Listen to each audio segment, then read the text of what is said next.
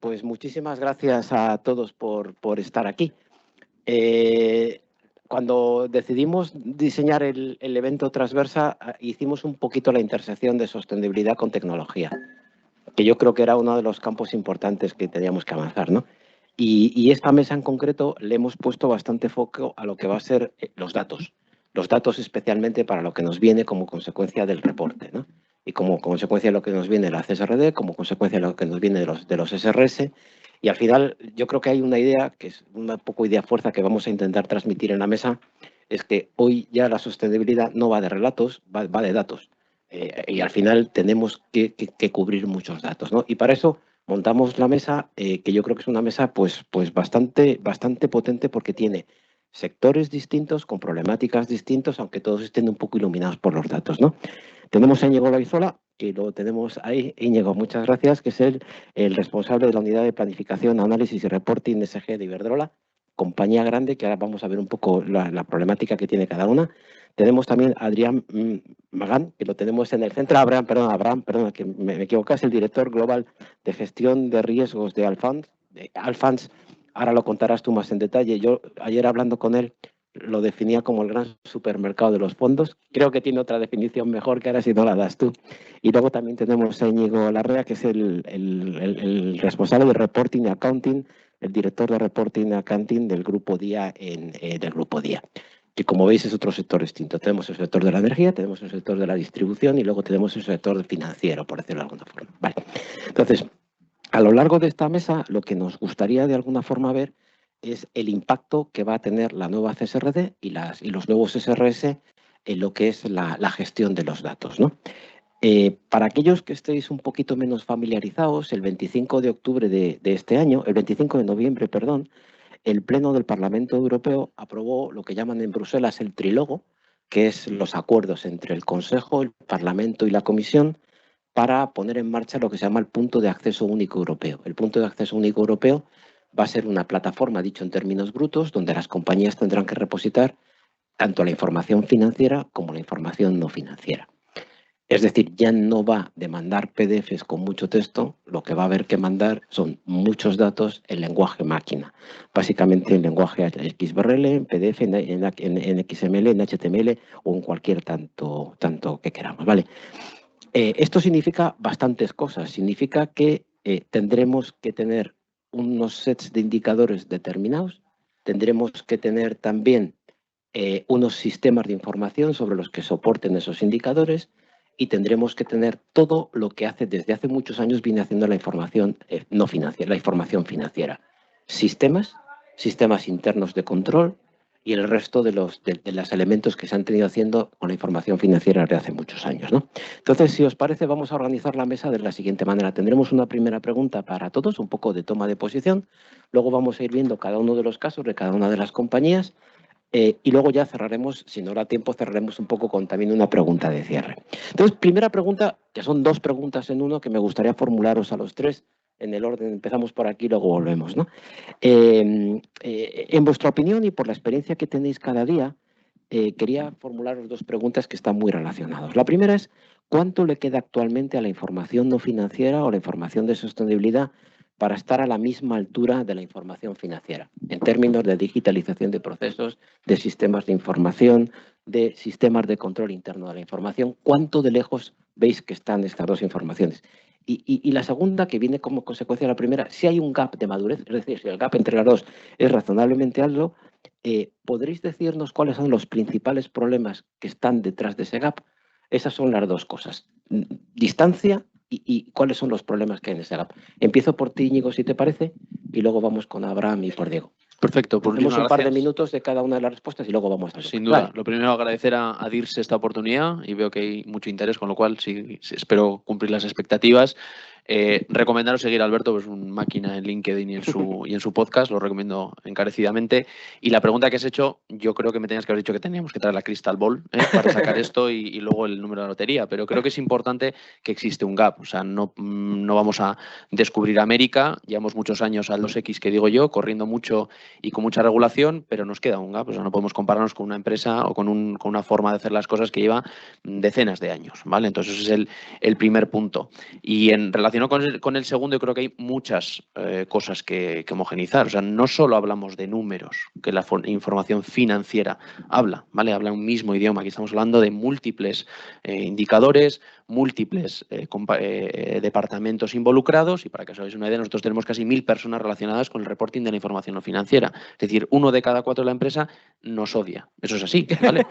Entonces, es verdad, ¿no? Porque tenemos mucha gente involucrada, y ya no hablo solo con medio ambiente, hablo con recursos humanos, cumplimiento, compras, o sea, y siempre tenemos alguna cosa más, una nueva regulación. ¿Cuántas veces nos hemos leído los SRS? Yo tengo pesadillas con los SRS. Me he leído 4 versiones distintas. Las guías, ¿cuántas guías nos hemos leído? La del 6 de abril, la del 8 de agosto, es decir, ya no leo libros, o sea, leo regulación, y esto lo digo en tono jocoso, pero es preocupante. Entonces luego lees la SFDR, lees la CSRD, y luego hablaremos del múltiple espectro que tenemos Entonces, ¿cuánto nos queda? Nos queda mucho. Hay palancas, y estamos invirtiendo todos en digitalización, y estamos haciendo las cosas cada vez mejor, pero no nos pueden pedir que es narrow the gap en 4 años, ¿vale? Por mucho que vayamos a 2X, por mucho que tengamos herramientas, pero necesitamos una regulación. Necesitamos unas métricas, que luego ahondaremos en ello, pero es complicado. Nos queda un tiempo, como dices, fíjate el dato, las decenas de años, la información financiera se empieza a consolidar a partir del año 30. Después de la crisis del 29, Roosevelt decide sentar a todo Wall Street y se pone de acuerdo en una serie de métricas financieras para medir todos igual. Claro, aquí se nos pide, en el caso español desde el 18, en Europa desde el 14 y ahora desde el 23, que en 5 años se corra lo mismo que se ha corrido para toda la información financiera de los años 30. Y ojo, dato relevante, normalmente para la información financiera estamos midiendo entre 45 y 55 indicadores muy estables. Y aquí los últimos SRS tenemos 850 data points, de los cuales el 30% son cualitativos y el resto son cuantitativos. Tela. O sea, ese número te has quedado incluso corto. Realmente yo lo tengo en la cabeza, el 1177 lo tengo aquí metido, que el 80% es cualitativo. He querido ser bueno. Pero es que como lo tenemos, la gente que estamos involucrados lo tenemos tan interiorizado, es preocupante. Y la definición, es decir, todo el mundo sabemos que es un EBITDA. Sí. O sea, realmente, ¿qué es un Scope 3? Pues hay muchas formas. Igual he cogido un ejemplo un poco capcioso y perdonadme, pero realmente tenemos una definición falta, y tenemos ISSB pululando por ahí, tenemos los SRS, TCFD, TFND, CDP. Todo esto en 5 años. Y cada vez se exige más, ¿vale? Y luego ahondaremos en los diferentes puntos, pero ese tsunami yo espero, y creo que tenemos unas buenas tablas de surf para surfearlo, ese tsunami regulatorio, parafraseándote, creo que tenemos todavía cosas que hacer, podemos hacerlo, pero necesitamos un poco de tiempo. Abraham, tenemos gap, y en tu opinión, ¿dónde están los agujeritos grandes del gap? O las barreritas grandes. Sí, antes de nada también, pues como Íñigo, agradecer a Dirse, y a Accenture que me hayáis invitado. Yo antes de nada, sobre todo, cuando preparaba esta presentación hoy, lo afronté un poco con humildad, ¿no? Porque pues a mí me ha devorado casi esta vorágine de... Yo soy responsable de riesgos, y mi día a día pues no es el mundo SG, ¿no? Pero al final te ves involucrado, al final tocas muchos palos.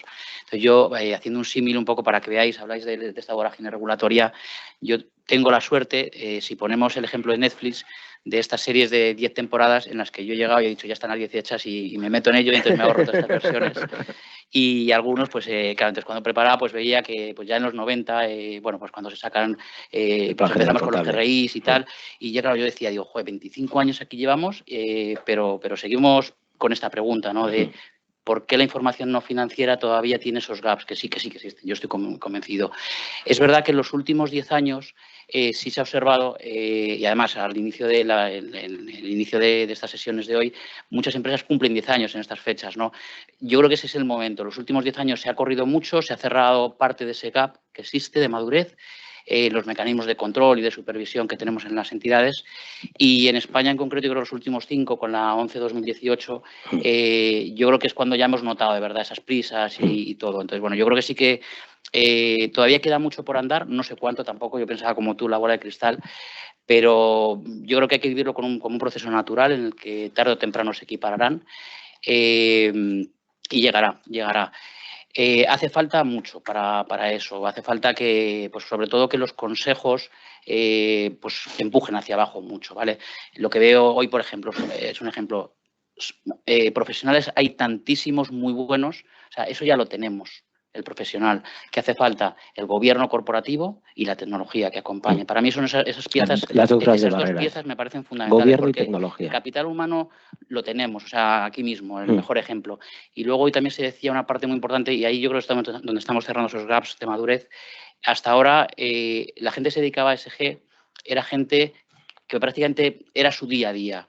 Y hoy estamos áreas de compliance, de riesgos, ¿vale? Entonces, bueno, pues luego lo desarrollaré un poquito más, pero otro de los gaps que veo es el papel de la auditoría interna, que ahora mismo la norma, desde un punto de vista legal, todo lo que es certificación, aseguramiento, se centra más en el externo, pero la auditoría interna tendrá que hacer mucho también. Entonces, bueno, yo creo que por ahí es por donde de momento nos salen varias barreras. Uno es la dimensión o el volumen, otra que tenemos es la parte de gobernanza, la parte de tecnología y posiblemente el rol del auditor interno. En tu caso... ¿qué tal? Buenos días. Venga, agradecer también a vamos también con la misma pregunta. Y bueno, yo vengo del mundo de las finanzas, de perfil contable, de normativa contable muy dura, hace muchos años, después más financiero. Alguien tenía que hacerlo, ¿verdad? Digamos, y una empresa donde ha decidido poner el reporting también de ESG en financiero. Bueno, para la redundancia, información no financiera en financiero, pero es así. Después les contaré por qué lo hicimos y va un poco del empuje desde el consejo que se ha hecho. Creo que falta aún y falta mucha normativa, lamento decir. Digamos, hay mucha normativa que nos ha salido y que hemos estado estudiando y seguiremos estudiando, pero aún falta más, ¿no? Y lo podemos ver en la información financiera. Hay mucha normativa y cambios normativos en muchos años. Tú hablabas de los 30, pero la revolución se vino en Europa en el 2005 para las cotizadas y en el 2008 para las españolas, y fue una revolución. Es verdad que teníamos la base, ¿no?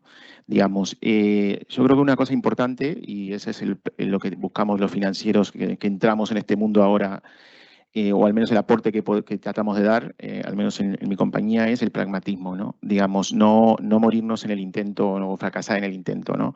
Porque si nos vamos a leer la norma o toda la norma que hay que hacer y lo que queremos hacer y hacerlo a la perfección y lograr que el dato sea perfecto desde un inicio, en el sentido trazable todo desde un inicio, me refiero a un inicio es el año 1. El 24 quiero el aseguramiento razonable. El aseguramiento razonable es algo muy complejo.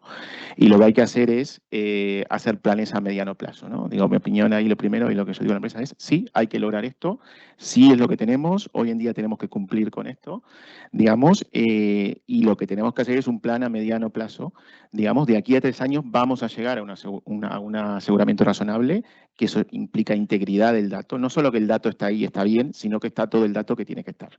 Y ahí viene el gran problema, y como decía Íñigo, el dato surge de muchas personas en la compañía. Hoy las compañías, depende del grado de madurez, pero lo reporta cada uno, y lo que tiene que pasar es que el dato no tiene que ser lo que reporta uno, sino tiene que fluir en los procesos de la compañía existentes o nuevos procesos, aunque hay que evitar crear nuevos procesos y tratar de usar los actuales, ¿no? Y ahí está el punto. Pero falta. ¿Va a llegar?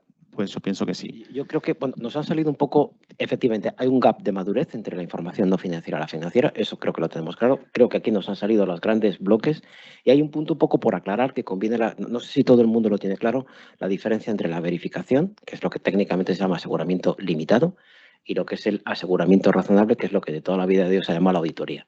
Son procesos distintos, donde tienen madureces distintas y al final la opinión del tercero, que es el auditor, es diferente. En la verificación te dice que del análisis de una muestra de datos X no percibo que exista un problema.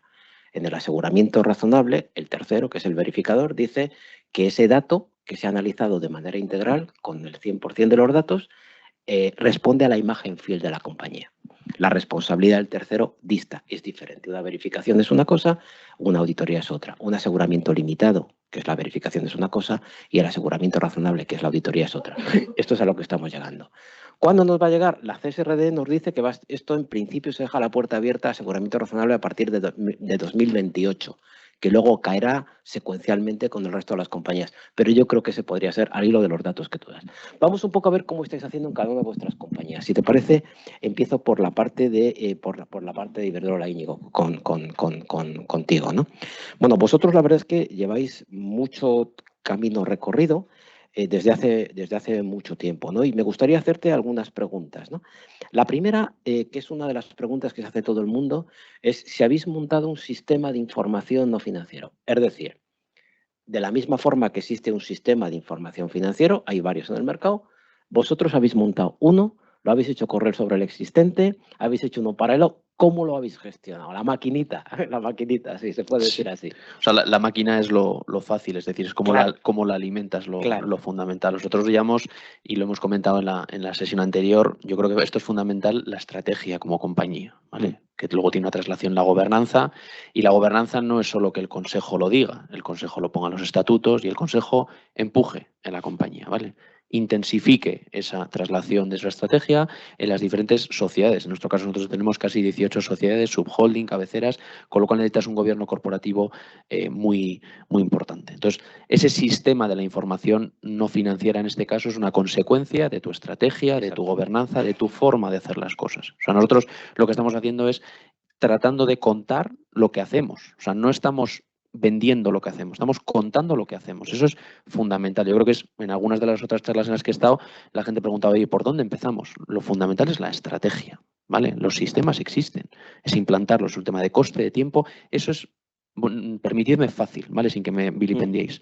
Pero si no tienes que reportar, pues es un poquito más complicado hacer las cosas, ¿vale? Nosotros llevamos desde el año 2001 con una estrategia clara de inversión en renovables, como conocéis, invirtiendo casi 150.000 millones de euros en los últimos 20 años. Entonces, una estrategia que permite tener una comunicación en materia de ESG más o menos sencilla, ¿vale? Entonces, ese sistema de la información no financiera es una piedra en la cual tienes que adjuntarle múltiples, diferentes sistemas. Como hemos comentado, hablas con compliance, hablas con legal, hablas con compras, ellos tienen sus subsistemas que hay que conectar y que esa información tiene que ser trazable, tiene que ser auditable, tiene que ser controlada, tiene que revisar la auditoría interna, auditoría externa, cumplimiento, seguramente, o sea, hay mucha gente involucrada en ese proceso, con lo cual yo lo que digo, si entra una cosa mal, sale una cosa mal. Por mucho que el sistema sea un túnel perfecto y que todo fluya con telepeaje, que digo yo, pero es que si entran las cosas mal, salen las cosas mal. Con lo cual, es importante. ¿Tenemos un sistema? Sí, tenemos un sistema, pero llevamos mucho camino recorrido, reportando GRI desde el año 2001, los últimos 22 años. El sistema es la consecuencia de la estrategia del gobierno. Correcto, pero ese sistema, o sea, debe ser también puesto de manera paulatina. O sea, no nos pueden permitir en 2 días que tengamos lo mismo que tenemos un SAP, cuando ellos, insisto, hablan solo de dinero. Nosotros hablamos de múltiples cosas, ¿vale? Y las personas involucradas. Vosotros, hasta donde yo sé, estáis en la dirección financiera, correcto. ¿cierto? Claro, entonces aquí te pasa un poco como a ti, Diego, no tenéis esa dicotomía entre la información no financiera y la información financiera. No tenemos dicotomía, pero el idioma que hablamos es un poquito distinto. Bien. ¿Vale? O sea, es decir, ellos cuando le dices, háblame de los impactos, riesgos y oportunidades, la explicación, aparte de que la información ahora mismo existente, esas guías de materialidad, no son lo suficientemente claras, todo el mundo estamos esperando a ese FAQ, ¿no? de EFRAG, no son claras. Entonces, cuantifícame un riesgo asociado a tener emisiones. Ostras, no es pues nítido. Sí es dinero en el fondo, Sí, pero no es nítido, digo. Y claro, no es nítido y muchas veces no lo entiende. Por eso se entiende, oye, ¿cuántos euros? Vale, pero Claro. tú me tienes que decir esto cómo impacta, o sea, los modelos por detrás, y hablo del E1, que es el que todos tenemos puestos en los ojos, es el más complicado de entenderlo, de implementarlo y de hacer modelos sobre el mismo. O sea, es interesante esto que dices, reportáis a la misma dirección, pero habláis lenguajes distintos que al final se tendrán que coordinar. Siguiente pregunta que te quería hacer. Claro, tú decías que el sistema es una consecuencia de la estrategia, es una consecuencia del gobierno, pero tiene que haber un elemento importante que es los procesos estén digitalizados, es la base del sistema. Y aquí mi pregunta es, ¿con qué problemas os habéis encontrado a la hora de digitalizar determinados procesos para alimentar el sistema? Digitalizar, como tal, ha habido un primer momento resistencia. Es decir, a la gente todo el tema de digitalización no le gusta. Cambio es igual a un riesgo. A mí esto, yo es que lo hacía así, lo hacía en un Word online ya. Bueno, pues hemos cambiado. Yo es que lo reportaba a través de un Excel por email ya. Bueno, pero hemos cambiado. Claro. Es decir, hace falta que esa información fluya automáticamente, o sea, es distinto. Entonces, el cambio como tal cuesta, a todos nos cuesta, y el que diga que es Agile, perdonadme, pero está mintiendo, ¿vale? No nos gustaría ser Agile. ¿Lo habéis tenido más en la parte ambiental, más en la parte social o más en la parte de gobernanza? Si hablamos del pasado, antes pedíamos por favor, como digo yo. Ya. Ahora con la regulación podemos exigir, ¿vale? Porque el Consejo tiene responsabilidades y tenemos una figura Ya clara de mendigando, joder. fechas. Sí, en el año 2001 pedíamos, oye, cuando puedas, si no te importa. En el año 2006 un poquito más. 2018 fue, oye, que esto es la ley de 11/2018, tenemos un problema que se hizo tarde, para variar, igual que los SRS, y ahora con la nueva directiva de la CSRD todo el mundo está muy nervioso. Nosotros ya hemos empezado con un proyecto que involucra a muchísima gente, como decía antes, más de 1000 personas, con múltiples organizaciones, y ahora todo el mundo quiere estar, ¿vale? Quiere conocer y quiere... ¿Por qué? Pues porque su jefe lo ha pedido, el Consejo lo ha pedido, entonces hay un interés, ¿vale? Interés entrecomillado por parte de todo el mundo y porque es una necesidad. Entonces, ¿en qué nos hemos encontrado más? Pues business as usual. El environmental ha sido complicado. Personas, pues bueno, son P&O como tal o personas de organizaciones, algo más sencillo, pero hay múltiples organizaciones que es mucho más complicado. Ahora lo vamos a ver el día cuando tengáis vosotros la parte de trazabilidad. Correcto. Tenéis entonces el sistema de información no financiera y la siguiente pregunta que te quería hacer es sobre el sistema de control interno de la información no financiera, el SCIM. ¿Lo estáis montando ya? ¿Cómo de avanzado va, si nos puedes avanzar? Mira, yo cuando empecé mi carrera profesional empecé en la información no financiera, montando el sistema de control interno de la información financiera para Iberdrola, hace muchos años.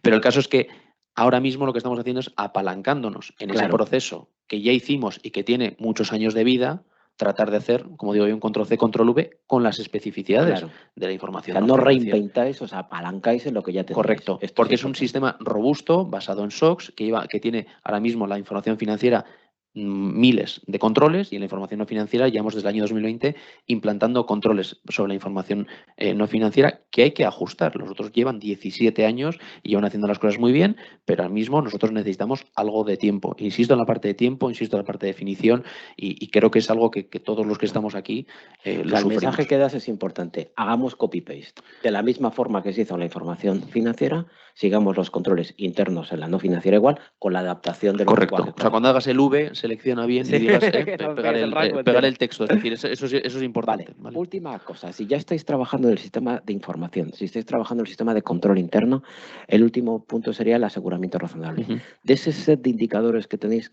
¿qué parte habéis sometido a aseguramiento razonable o no? ¿Qué secuencia estáis siguiendo o no? ¿Cómo lo estáis haciendo? Porque eso es una decisión también interesante.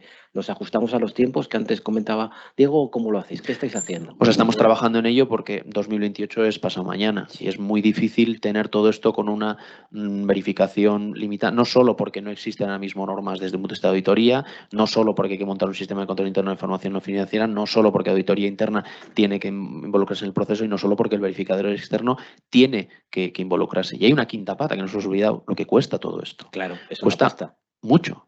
Es decir, cuesta mucho no solo en tiempo, sino en pasta. Entonces, eso es algo que el regulador tiene que ser consciente. Hablaban de unos números en su día de EFRA que para mí estaban infracalculados y sus valores mucho más bajos de lo que nosotros nos está costando, y creo que compañías grandes, y no quiero pensar en compañías medianas, que se están mirando el dinero. Es decir, tenemos que tener cierta racionalidad. Hay que llegar a ello, hay que invertir. Y creo que existen las plataformas, pero con cierta... Más o menos, fíjate, al hilo del dinero que dices, para que tengamos un horizonte temporal. A una compañía mediana de unos 1.200 millones de euros, una auditoría le puede costar unos 300 y pico mil, y la verificación son entre 35 y 45. Eso es.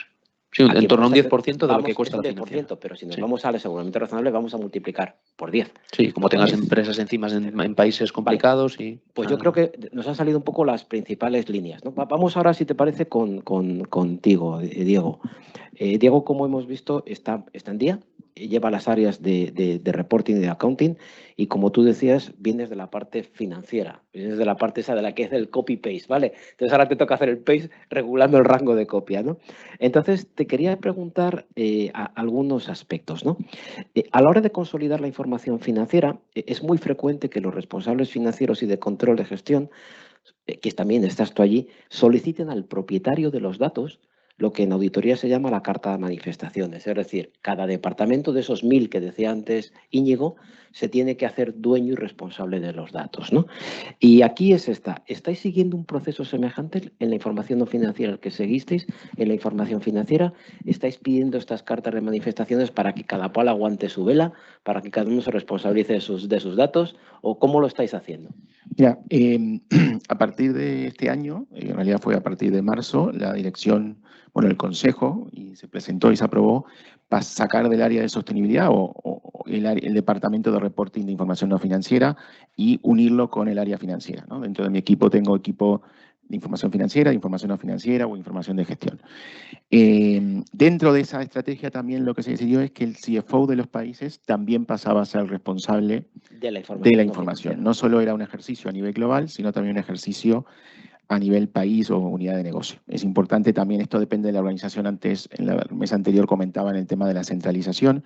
Bueno, la centralización depende de la organización. En organizaciones como DIA somos descentralizados, me refiero donde cada país tiene cierta autonomía, ¿no? Y por lo tanto el financiero es el que nos reporta, obviamente bajo criterios corporativos. Y lo que hemos hecho es poner en cabeza de ese financiero, que le hemos tenido, y ahí sí viene la parte centralizada, porque desde el equipo central de información no financiera le damos la metodología, le damos los procesos, las herramientas, los sistemas también, pero le pedimos al financiero que se haga responsable de lo que está reportando su país, ¿no? Y ahí eso baja en cascada, ¿vale? Y eso baja en cascada. El financiero entiendo que le pedirá a los otros. Sí, claro. Exacto. Y te digo un resultado nomás que nos pasó, y un poco lo que comentaba Íñigo recién, nosotros venimos más tarde, pero el cambio que tuvimos en el primer reporting que tuvimos este año ya desde nuestra área es que un 95% de la información, cuando dimos el deadline, estaba reportada con su evidencia. Veníamos de cifras del 60, 70 y que había que estar llamando a fin de año, siempre en enero, para asegurarnos que no termina de reportar esto otro y te retrasabas una semana, 15 días. Pues pasamos a un 95%. Como yo digo ahí, los financieros que hicimos, pues les hemos puesto esa rigurosidad que hay que ponerle en fechas de reporting y en cumplimiento, ¿no? También es verdad, y como decía Íñigo, ayuda el consejo se pone, todo el mundo quiere participar, ¿no? Digamos, eso que tiene la parte buena, que es muy bueno y hay que aprovecharlo, y la otra parte es que hay que contener las masas porque no todo se puede hacer mañana, digamos, no voy a buscar 1000 sistemas para conectar porque no puedo implementar 10 sistemas en un año, digamos, y hay que ir por partes. Y eso es un poco retotal lo que te decía antes de que hay que hacer planes a corto y a mediano plazo. No es cuestión solo de pensar cómo voy a lograr en el 2024 obtener la información y los datos para reportar en el 25, sino que para mí hay que pensar en 3 años para llegar a esa razonabilidad de la información. Yo creo que de los dos, tanto de Iberdrola como de DIA, lo que podemos decir es que los dos estáis en la dirección financiera y que los dos estáis clonando los mismos sistemas de la dirección financiera hacia la información no financiera con tiempos y lenguajes adaptados. Creo que ese es un titular que podemos sacar. Sí, usando las buenas prácticas de la parte financiera. No todo es adaptable, obviamente, pero ese es un poco el ejercicio. Claro, porque ahí ya se tiene mucha experiencia. Yo creo que esto es un primer consejo que se puede sacar desde aquí. Sigo un poco viendo ya, nos salimos de la información no financiera y quiero ir un poco más a otro tipo de información, ¿no? Vosotros, como DIA, como una cadena de supermercados, vuestra cadena de valor entiendo que es muy importante, especialmente en todo lo que respecta a todos vuestros proveedores. Y además entiendo que muchos serán compañías afectadas por la CSRD, otras entiendo que no, especialmente las más pequeñas, ¿no? Y mi pregunta es esta: ¿qué dificultades estáis teniendo para recopilar la información de la cadena de valor? ¿Cómo lo estáis haciendo? Y especialmente si tenéis dificultades con las pymes, porque aquellas que estén más o menos afectadas, todas están en el mismo proceso. Exacto. Pero las que no, ¿cómo lo estáis haciendo, los diferentes alcances?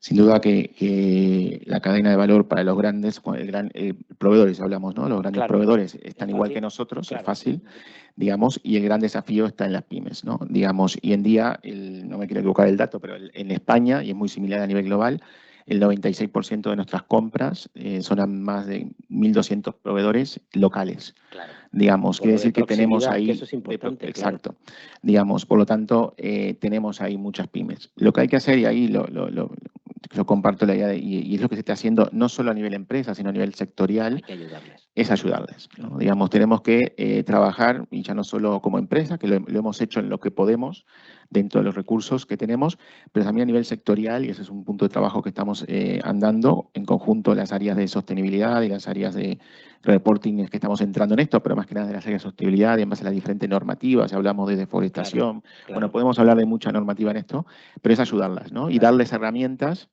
para que puedan hacerlo. Por ejemplo, en temas de derechos humanos, nosotros obviamente tenemos nuestra política, pedimos que se apeguen a la política, pero también lo que estamos es ayudándolos a autoevaluarse. Y deberíamos, y el siguiente nivel que ya estamos empezando a trabajar es pues auditarlos también, ¿no? Claro. Pero esa auditoría constructiva para ayudarlos ayuda de mejora a la auditoría. Exacto, digamos, pero las pymes tienen un gran problema, sin duda. Y el punto es que las grandes empresas o los sectores, digamos, tenemos que ayudarlas. Yo creo que esta es otra conclusión interesante. La primera era copiemos las buenas prácticas de las áreas financieras y la segunda, trabajemos sectorialmente, porque creo que hay unas economías de escala importantes. Sigo un poco con la trazabilidad de los productos, porque entiendo que vosotros estáis poniendo en el punto de venta productos que vienen de diferentes sitios, ¿no? O sea, pues el pescado, la carne, yo que sé, imagino, ¿no? Que es lo que todos compramos, joder. ¿Cómo estáis gestionando la trazabilidad de los productos con la tecnología? Bueno, aquí sin duda la seguridad alimentaria es clave y eso es normativo y es mandatorio en muchos casos y hay diferentes normativas para diferentes tipologías de productos. Cuando yo hablo de deforestación, a veces la gente, pero es que deforestación es la palta, digamos, deforestación es muchas cosas, incluso en la parte de deforestación. El 54% también de nuestros clientes, o de la cesta de nuestros clientes, es de productos propios. De día, en el nuevo día, como digamos, la nueva calidad de día, en este plan de transformación de día de los últimos, yo diría que inició en el 2019-20 con fuerza, ¿no? 54% es productos propios. Y en esos productos propios, que obviamente son elaborados por proveedores, nosotros participamos desde la concepción del producto, del desarrollo del producto. Entonces, eso nos permite ya en la elección del proveedor, pero no solo el proveedor, sino los ingredientes que el proveedor va a utilizar en el producto, participar desde el origen, ¿no? Y ahí hay diferentes, depende del sector, depende del producto que estemos hablando, pero sin duda ahí hay uso de tecnología. Obviamente la parte mandatoria es la primera que tenemos que ir, pero en todas, ¿no? Y lo otro es, como decía, la apuesta de día, la estrategia de día y la gran inversión, una de las grandes inversiones de día que hemos hecho en los últimos años es la mejora en la calidad de nuestros productos, ¿no? Y eso se hace estando desde el origen y reevaluándolos constantemente, ¿no? Y por ahí te puedo decir, digamos, podríamos tecnología también, y se aplica desde ahí. Vale. Bueno, ya un poco cierro como empezaba con Íñigo, ¿no? Te tengo pregunta última para ti, si me perdonas, Diego.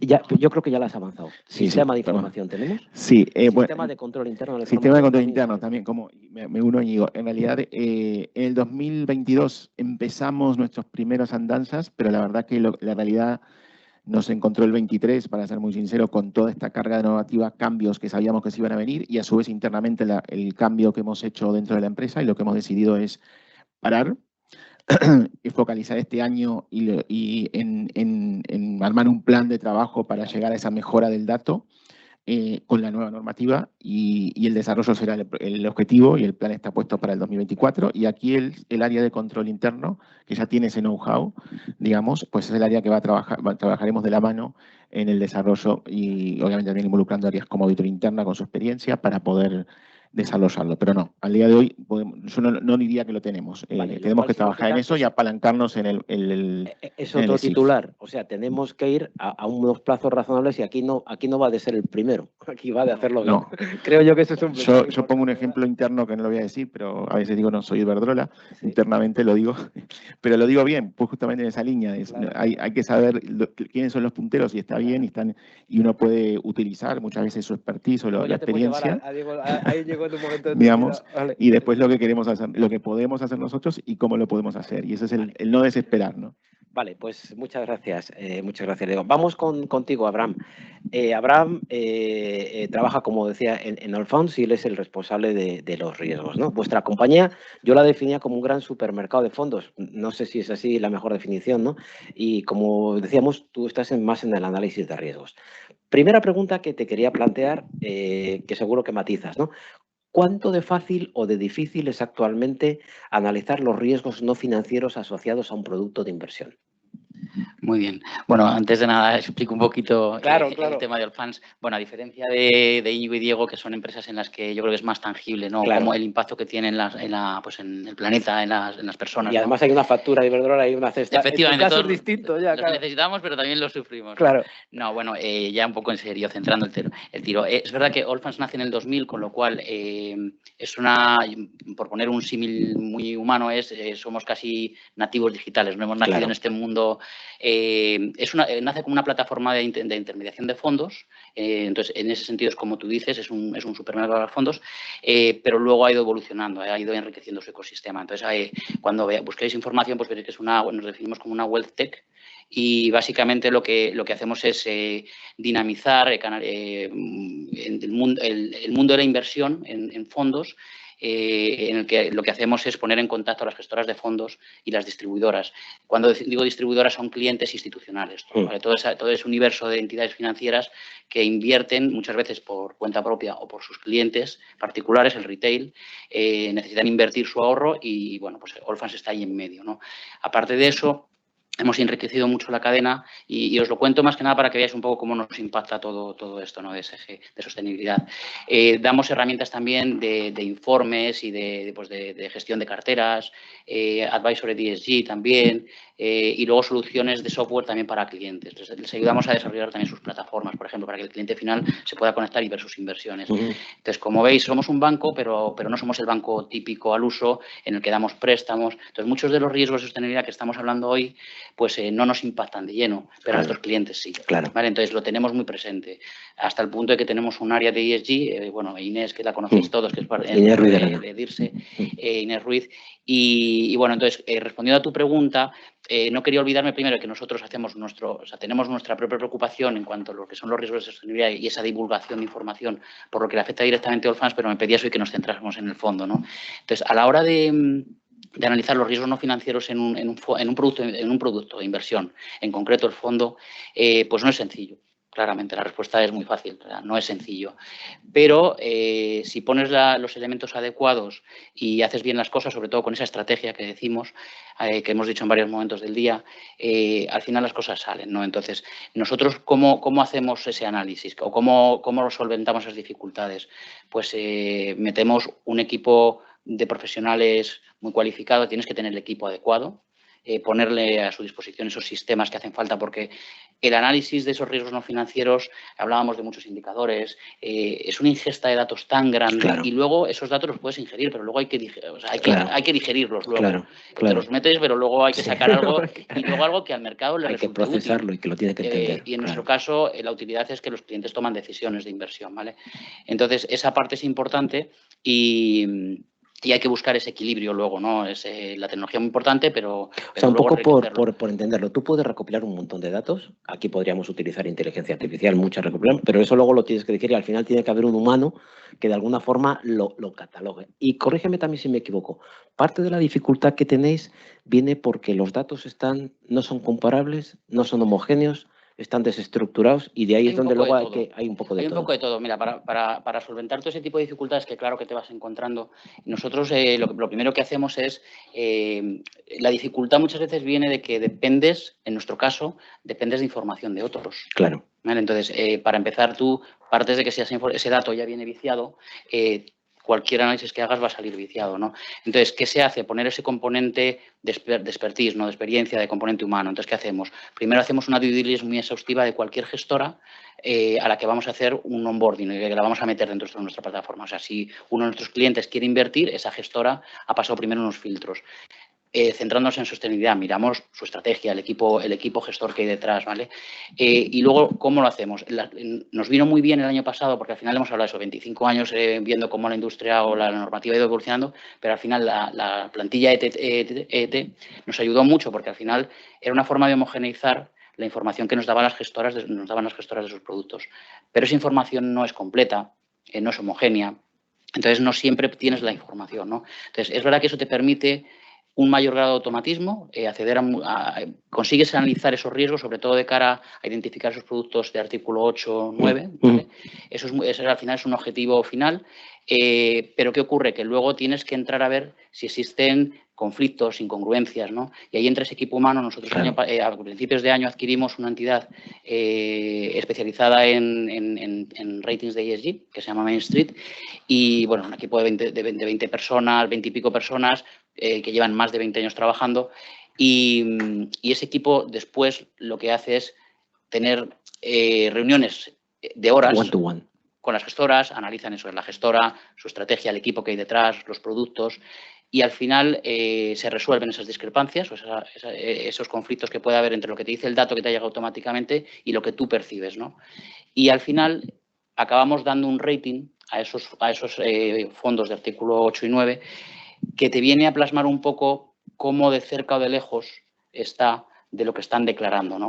Entonces, bueno, el proceso no es fácil, pero se puede hacer. O sea, al final vosotros utilizáis tecnología en el inicio del proceso, luego eso lo metéis de alguna forma por vuestro propio método con la compañía que habéis planteado, eso os da una foto y luego esa foto la comentáis one to one con cada uno de los actores. O sea, que terminamos, este sería un poco el proceso. La tecnología está en el inicio, pero no está en el inicio. Pero como ves, la solución no está en una sola pieza. Exacto. Al final hay una cadena que tiene que estar muy bien engrasada y, bueno, obviamente vas evolucionando en el automatismo y a medida que las gestoras enriquezcan el dato, pues el proceso será mucho más fácil. Bien, vale, vamos a hablar de greenwashing, porque fíjate, el greenwashing en el mundo financiero ha sido una de las palancas importantes, ¿no?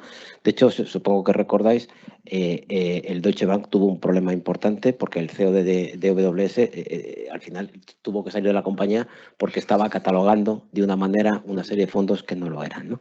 Y la pregunta que aquí te quería hacer es la siguiente. ¿Os permite la información de la que disponéis hoy identificar el posible greenwashing de un producto financiero? Nos acercamos bastante, pero es realmente difícil, porque al final, como te decía, Alberto, dependes del dato de un tercero, ¿no? Claro. Entonces, cuando yo preparaba contigo esta sesión de hoy, esta mesa, la clave al final para evitar el greenwashing es que no haya una desconexión entre lo que son las palabras y los hechos, ¿no? Entonces, claro, corres el riesgo de que el que te está comunicando algo luego no sea coherente y no esté haciendo lo que dice que está haciendo o que quiere hacer, ¿no?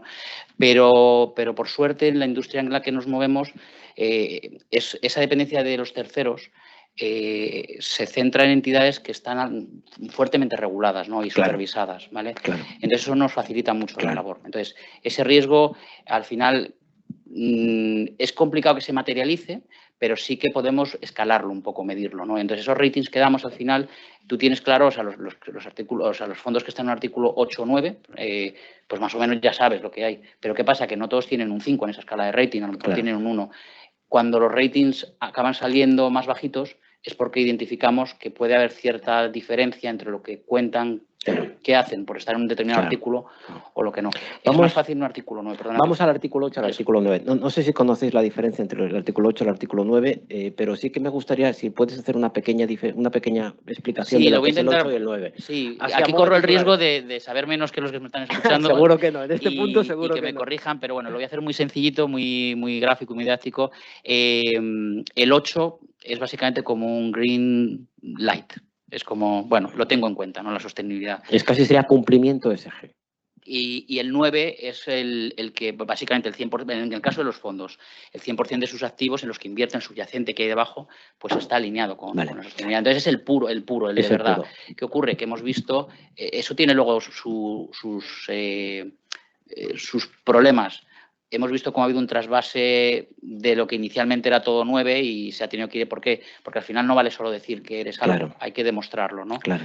Entonces, bueno, pero... ¿Y la dificultad está más en los del 9 o en los del 8?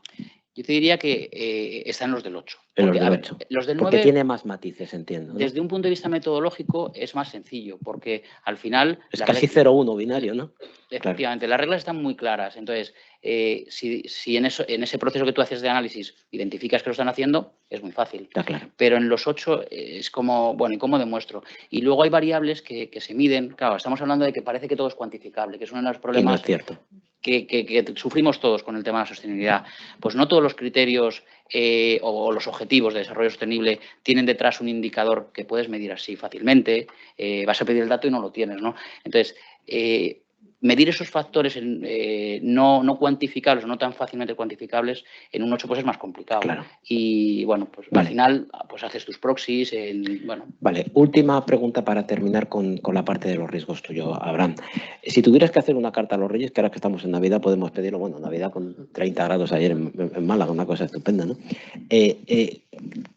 ¿Cómo te gustaría disponer de la información para poder hacer un mejor análisis de riesgos? Vale. Intentaré ser más corto que mis hijos, que me han hecho unas cartas larguísimas. Sí.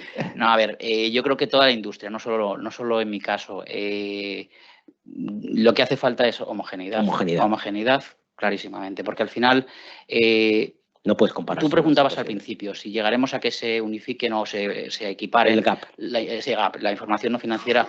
Ya estamos viendo cómo se equipara, pero el problema es que, y de verdad esto me lo creo, porque un EBITDA, decíamos, pues más o menos. Se mide así, como tú decías, se define así. Es fácil, pero entonces, esa homogeneidad, que cuando alguien te cuenta algo, de verdad sepas que lo que te está contando es lo que tú estás interpretando. Claro. Y claro, aquí lo podemos ceñir a un mundo, al mundo español, pero si ya te vas a algo transfronterizo, pues la Unión Europea, pues bueno, pues a lo mejor lo que estás leyendo en otra entidad no es lo mismo que lo que lees tú. Claro. Eso es uno de los deseos, automatismo obviamente.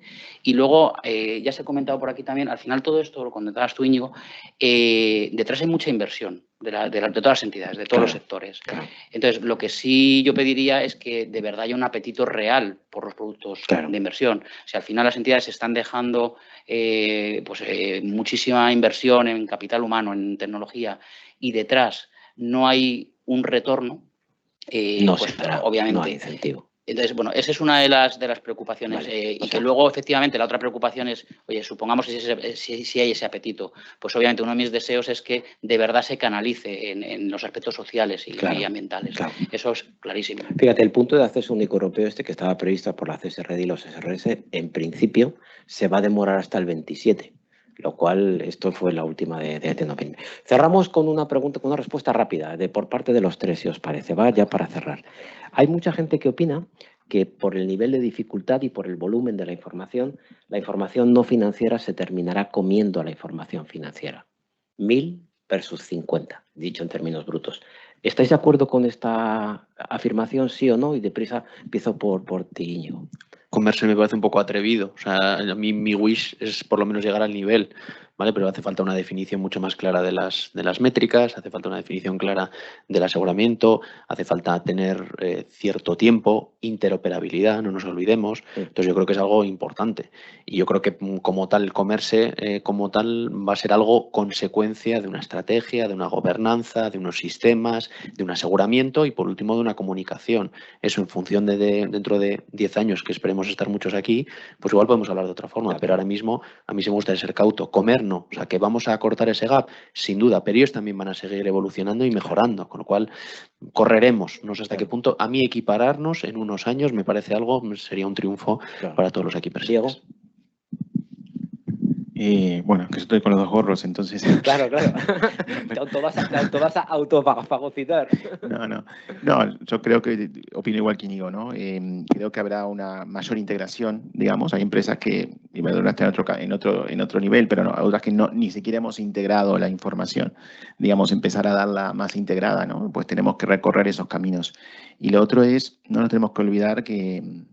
ahora me pongo el gorro más de financiero puro, y cuando explicaba a veces contabilidad como docentes, el estado de situación, pues todo lo que está en estado de situación termina en la caja o tiene que ayudar a generar caja. Claro. Y las empresas generan caja para sus accionistas dentro de ciertas condiciones y ahí aparece todo lo demás. Pero ese siempre va a ser un objetivo claro y el primero que habrá que responder frente a un consejo, ¿no? Porque es lo que va a hacer que la empresa sobreviva y pueda seguir haciendo todo lo demás. Por lo tanto, la rigurosidad de la información financiera y el control que genera en toda la compañía, pues difícil. Abraham. Y cerramos contigo. Como el postre, Te dejamos ya para cerrar. Sí, yo no puedo opinar diferente. O sea, al final yo creo que es una afirmación muy fuerte. No creo que llegue a ocurrir. Yo creo que lo que va a haber es un proceso normal de alineamiento y sobre todo porque yo lo disfruto casi más desde un área de riesgos. Yo cuando tengo que hablar con los diferentes responsables de área, con la dirección, con el consejo, yo no entiendo un discurso en el que les hable solo de números. O sea, al final... yo pongo mucho foco en riesgo operacional y riesgo tecnológico, ¿vale? ¿Y por qué? Porque al final son riesgos no financieros que si de verdad tiene impacto financiero, tienen un impacto en marca, en reputacional y al final en caja. Efectivamente. Entonces, del mismo modo son los aspectos de sostenibilidad, ¿no? Yo creo que al final se equiparará. Yo creo que ha cogido mucha velocidad, todavía queda un poquito por andar, pero yo creo que las entidades lo han entendido, el mercado te lo demanda. La norma también le exige al Consejo esa involucración y yo creo que ocurrirá. O sea, yo creo que lo que ha cambiado es las entidades no se van a olvidar de hacer lo que hacen. O sea, lo que está cambiando es la forma en la que lo hacen. No vale solo dar resultados, sino el cómo lo haces, ¿no? Cómo produces esos resultados. Vale, pues muchas gracias a los tres. Tenemos unos minutos de preguntas, si os parece, para cualquiera de los tres ponentes. Os dejo el micrófono para pasar. ¿Alguien?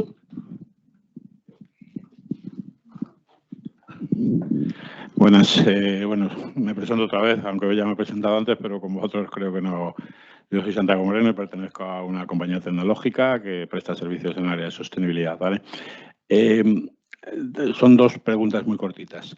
Uno, desde vuestro punto de vista, ¿cuál es el riesgo que se corre de lo que ha pasado en Estados Unidos, por ejemplo, de que aquellas empresas punteras, aquellas empresas que van en punta de lanza en materia de sostenibilidad, con ese aluvión normativo permanentemente en cambio, 850 o 1.200, da igual, normativas a nivel europeo, nacional, local, ¿cuál es el riesgo que se corre realmente de que aquellas empresas que van en punta de lanza digan, oye, estémonos quietos, veamos qué hacemos, qué hacen los demás y a partir de ahí sigamos avanzando, ¿vale? Esa es una parte. Con esa de momento me conformo, ¿vale? Sí, o sea, yo creo que Estados Unidos siempre es un referente para muchas cosas, pero en esto ha cogido parte del europeo, es decir, estamos con punta de lanza Europa y creo que esto es un movimiento imparable, por mucho que haya un anti-woke, lo que sea en Estados Unidos, pero ¿por qué? Vayamos a lo subyacente, porque hay un lobby petrolero muy fuerte que la pasta es muy golosa, ¿vale? Y nos ha pasado en la COP28 y nos está pasando, es decir, hay ciertos pasos que estamos dando, pero creo que existe una resistencia, un drag que llaman, porque no queremos ver el cash recurrente, pero esto es un tema de estrategia, o sea, si queremos seguir teniendo 30 o 34 grados, pues sigamos así.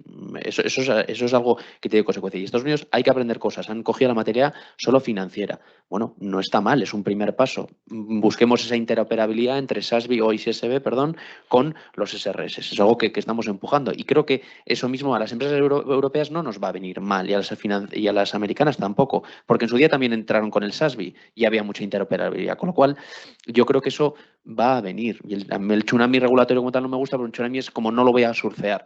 Bien, es una ola muy grande, pero tenemos unas tablas, como decía antes, potentes. O sea, por mucho que nos resistamos, tiene que venir. Y China va a hacer cosas, India va a hacer cosas, les va a costar más, pero ya están dando ligeros pasitos con energías transicionales, oye, el gas, el tal.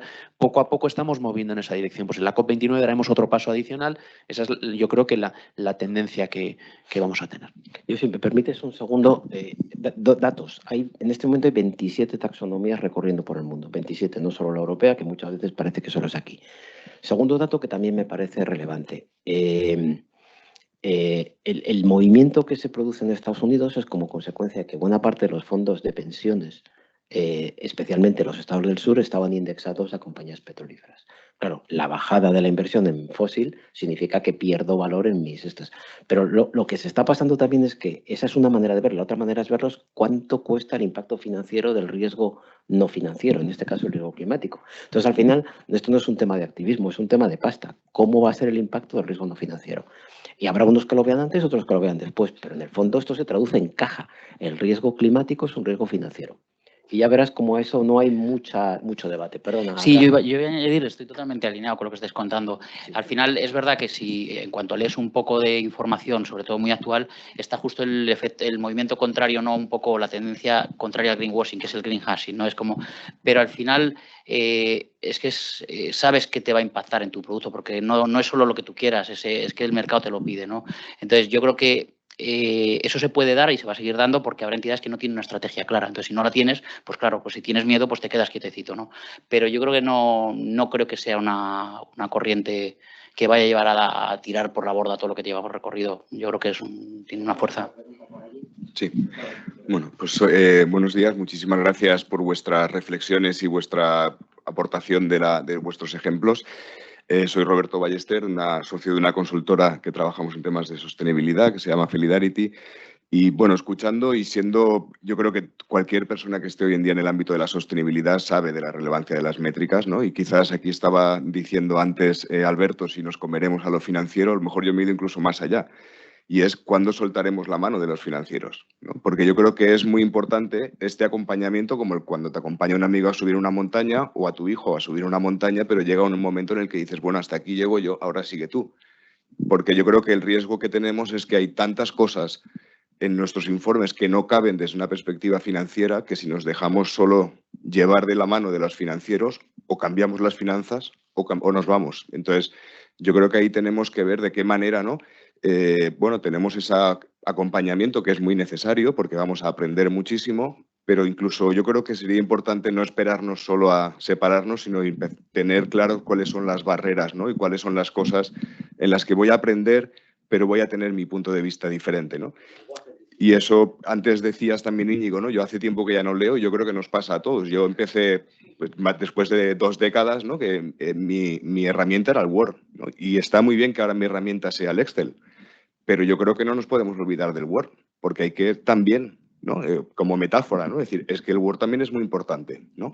¿Cuáles son nuestros compromisos? ¿Cuál es nuestra narrativa? ¿Por qué hacemos esto? ¿Para qué estamos integrando la sostenibilidad? Porque si no, corremos el riesgo de acabar como esos informes financieros muy buenos, pero que no entiende nadie. Y no nos va a entender absolutamente nadie. Yo creo que eso sería un riesgo de la sostenibilidad. Yo solo decir, bueno, uno es como financiero que entró en este mundo del reporting, y estoy de acuerdo con lo que dices, yo no diría que es soltar las manos, yo creo que seguiremos caminando juntos, porque lo que yo, y lo decía Íñigo, ¿no? Lo que hacemos nosotros en nuestra área es contar lo que pasa, pero lo hacemos de la mano del área de sostenibilidad, digamos, y más en una nueva normativa donde lo cualitativo tiene mucho peso en este tipo de informes. Se lo comparo, como tú bien dices, con el informe financiero, que es normativo, números, cálculos y una norma contable a seguir y más que nada ampliar información. La información no financiera es muy diferente, ¿no? Digamos.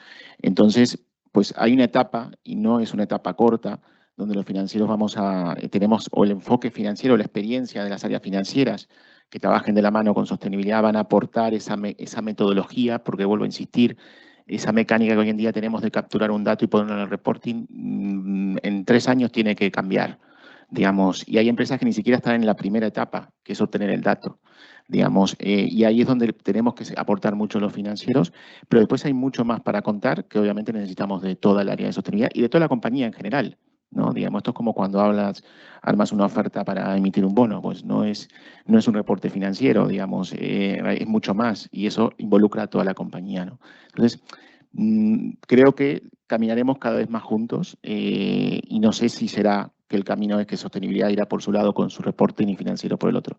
Creo que no, para mí habrá una fusión de esas cosas. Alberto, o sea, una cosa, sí, me parece importante el punto que has dado, porque o sea, nosotros como compañía lo vemos como la información del EINF parejo a las cuentas anuales, algo feo para la gente especialista.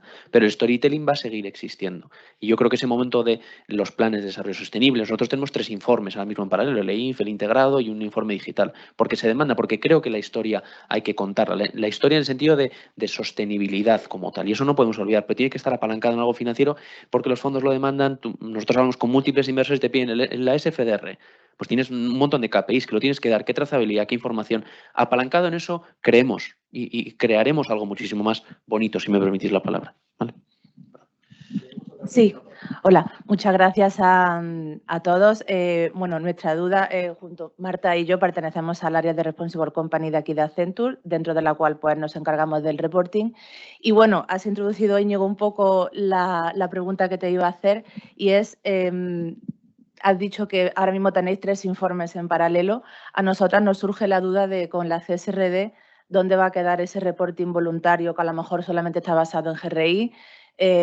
¿Hay un match imperfecto entre CSRD y GRI o vamos a dejar de contar algo por solamente dar respuesta a la CSRD, ¿no? O sea, nosotros creo que contar no vamos a dejar de contar, porque evidentemente cada vez los diferentes stakeholders, que solo hablamos de los financieros, pero hay múltiples stakeholders, grupos de interés que realmente requieren esa información y yo creo que vamos a tener un informe más feo, si me permitís la palabra, perdón por las cuentas anuales, más plano, ¿vale? Con menos storytelling y otro más bonito. Entonces nosotros tenemos un informe integrado que aglutina estrategia financiero con ESG. Y luego tenemos uno en digital que es todo aquello que requieren índices, agencias de rating, SFDR, que realmente recopila esa información. No creo que podamos dejar de reportar muchas cosas porque la materialidad, tal y como está definida ahora mismo, te pide, oye, no solo los SRS1, el anexo, sino que todo aquello que pueda ser material, como defines material, con los 3, o sea, Va a haber mucha información, amén de los SRS, pero va a haber otra que va a seguir reportando y vamos a tener que seguir manteniendo objetivos, métricas, que también la pide la CSRD, pero va a haber más. Entonces yo creo que es algo que no lo vamos a poder perder, porque el mercado en general, no solo el financiero, lo va a pedir. Vale, pues yo creo que hemos llegado más o menos hasta aquí. Os doy las gracias a los tres, os doy también las gracias a todos vosotros y yo creo que aquí volver a los basics. Mi primer trabajo fue coger un informe financiero y hacerlo entendible. Pues yo creo que aquí nos va a pasar lo mismo. Habrá que coger un informe no financiero y hacerlo entendible. Volvemos a reproducir el esquema. Así que nada, muchas gracias a los tres, muchas gracias a todos vosotros y tenemos cafetito.